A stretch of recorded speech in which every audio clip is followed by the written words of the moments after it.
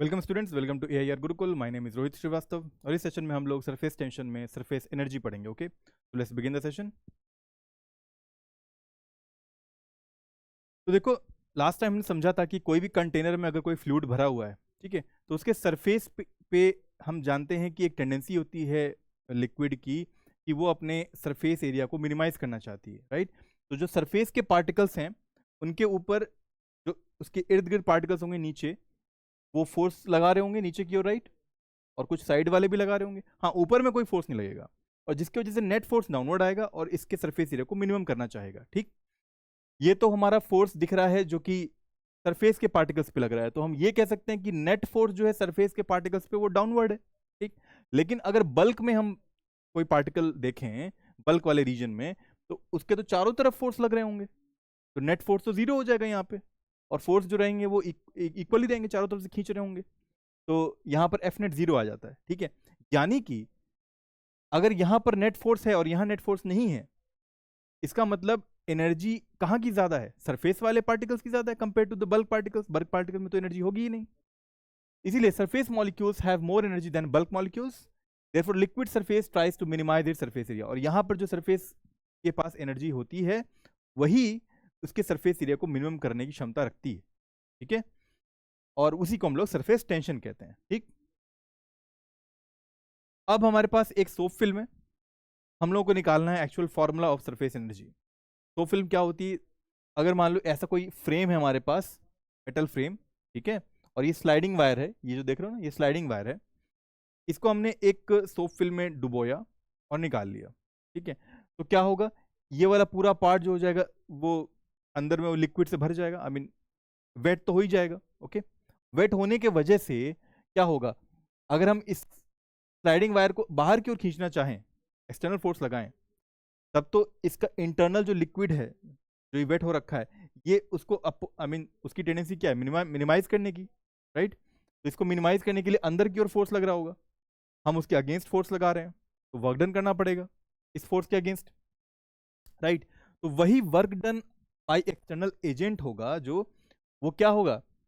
अब जाहिर सी बात, अगर एफ फोर्स डेवलप हुआ है तो हमें उसको खींचने के लिए कम से कम एफ फोर्स तो लगाना ही पड़ेगा ना externally.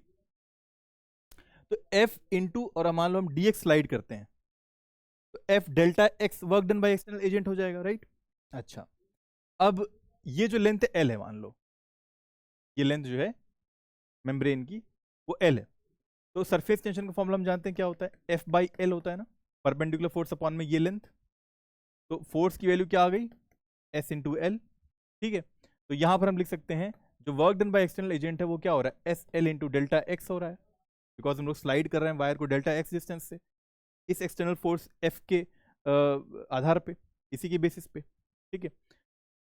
S L delta x work done हुआ बाय दिस फोर्स, लेकिन ये सोप फिल्म है। सोप फिल्म में दो ऐसी मेम्ब्रेन होती हैं, दो लेयर्स होती हैं, तो एक पे एफ फोर्स लग रहा है, तो इसकी जो पीछे वाली लेयर होगी उस पर भी एफ फोर्स लग रहा होगा, तो यहाँ बेसिकली हम लोग टू टाइम्स लिख सकते हैं ऐसा, बिकॉज ये टू एफ होगा, two S L delta X, ठीक। ये वर्क डन आ गया बाय एक्सटर्नल एजेंट, ऑलराइट। अब एक चीज नोटिस करो कि अगर हम देखें यहां पर एरिया इनिशियल कितना था?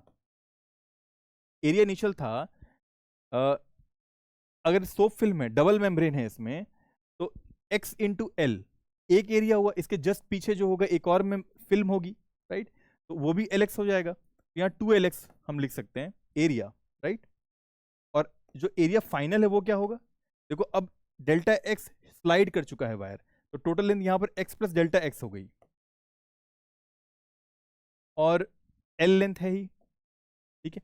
ये एरिया हुआ, लेकिन इसके पीछे एक और होगी फिल्म, तो टू टाइम्स करना पड़ेगा, ये एरिया फाइनल हो गया। अब अगर हम लोग डेल्टा ए निकालें, यानी कि area final minus area initial, वो क्या हो जाएगा? Two L X plus delta X minus two L X, क्या आ गया? Two L X plus two L delta X minus two L X, ये कैंसिल हो गया, आ गया टू एल डेल्टा एक्स, ये आ गई डेल्टा ए की वैल्यू, ठीक है।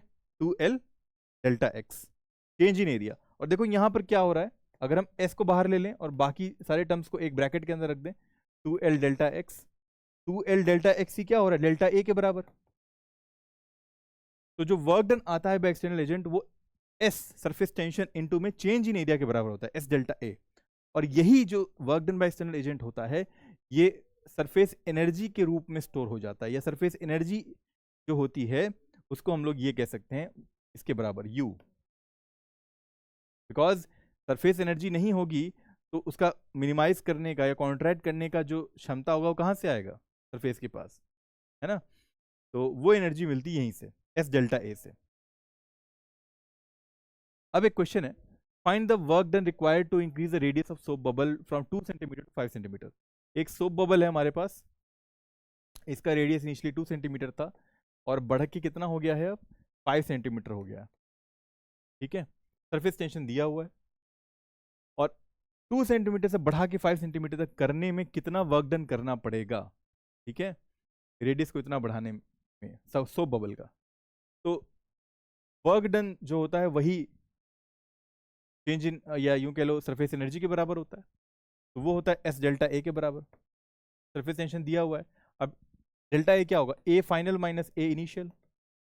सरफेस एरिया फाइनल क्या है, देखो इस वाले स्फीयर का सरफेस एरिया होगा 4 पाई आर स्क्वायर, और आर रखेंगे 5 उस केस में, 4 पाई 5 का स्क्वायर माइनस एरिया इनिशियल क्या होगा 4 पाई 2 स्क्वायर, ठीक है। अब क्योंकि सेंटीमीटर का स्क्वायर है तो उसको मीटर स्क्वायर में कन्वर्ट करना पड़ेगा, तो इसको 10⁻⁻4 से मल्टीप्लाई कर दो और सरफेस टेंशन की जगह पे रख दो ये वैल्यू 0.03, 4 पाई 25 माइनस 4 पाई इंटू 4 अपॉन में 10⁻⁻4, ठीक है। तो 0.03 इंटू 4 पाई बाहर आ गया और 25 माइनस 4 हो गया इंटू 10⁻⁻, ठीक है। तो T/100 इंटू 4 पाई और 25 माइनस 4 हो गया 21 इंटू 10⁻⁻4, ठीक है। तो वर्क डन जो लग रहा है वही सरफेस एनर्जी के बराबर है और हम लिख सकते हैं इसको 12 पाई ओके इंटू 21 इंटू 10⁻⁻6, ठीक है, इतनी जूल। इसको कैलकुलेट किया जा सकता है एग्जैक्ट वैल्यूज में, डेसिमल्स में। तो इतना हमारा वर्क डन करना पड़ेगा 2 सेंटीमीटर से 5 सेंटीमीटर सोप बबल को बढ़ाने में रेडियस। आगे बढ़ते हैं, इस क्वेश्चन में दिया है what is the change in surface energy when a big droplet of radius 10⁻�6 metre divides into 1000 identical drops. एक बड़ा सा ड्रॉपलेट है जिसका रेडियस 10⁻⁻6 मीटर दिया हुआ है और इसको तोड़ा गया है छोटे छोटे आइडेंटिकल ड्रॉपलेट्स में, 1000 हैं ऐसे, ठीक है, 1000 है और उनका रेडियस r मान लो। तो पहले तो देखते हैं कि रेडियस ये r क्या होगा। तो ऑब्वियस बात है ये वॉल्यूम जो रही होगी 4/3 पाई 10⁻⁻6 का होल क्यूब, ये रही होगी 4 पाई r क्यूब। और यहाँ पर 1000 ऐसे पार्टिकल हैं तो 1000 इंटू 4/3 पाई r क्यूब ऐसा लिख सकते हैं ना। एक का वॉल्यूम 4/3 r क्यूब होगा, ऐसे 1000 है तो 1000 मल्टीप्लाई कर दिया और ये टोटल जो होगा इनिशियल वॉल्यूम के बराबर होगा, ठीक है। 4/3 पाई कैंसिल हो गया, ये हो गया 10⁻18, यहाँ आ गया 10⁻3 r क्यूब, ठीक है। तो r क्यूब की वैल्यू आ गई 10⁻21, ठीक है। तो r की वैल्यू क्या आ गई